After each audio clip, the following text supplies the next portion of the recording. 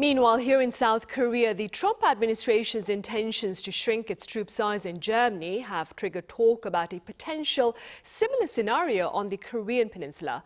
That being said, our defense correspondent Kim Bo-kyoung reached out to a number of pundits here for their thoughts on such prospects. To take a listen.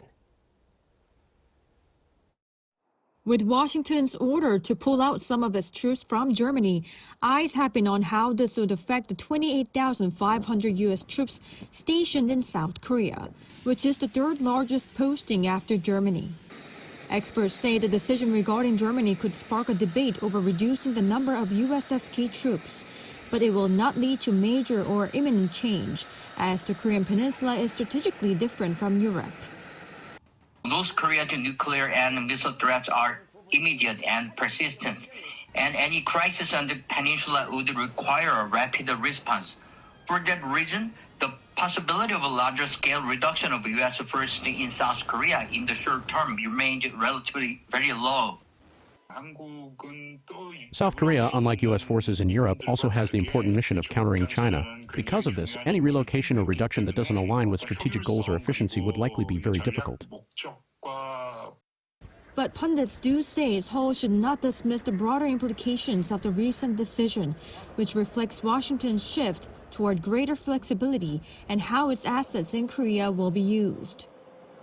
The more important questions are what missions USFK will perform, how U.S. assets on the peninsula might be used in a regional contingency, and how both allies can prevent any defense gap on the Korean Peninsula if those assets are temporarily redeployed.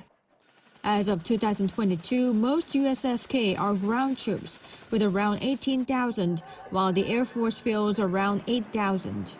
In terms of strategic flexibility, as Trump is considering pushing Seoul to take greater responsibility for deterring Pyongyang and shifting USFK toward a China-focused role, especially in the event of a Taiwan contingency, restructuring could happen. South Korea is expected to handle most of North Korea's conventional threats, so a large number of U.S. ground troops may not be necessary. As a result, U.S. forces in South Korea could be restructured by reducing Army forces and strengthening air and naval capabilities. Experts thus advise Seoul to consult closely with Washington over mechanisms for strategic flexibility while ensuring a firm deterrence against Pyongyang. Kim Bo-kyoung, Arirang News.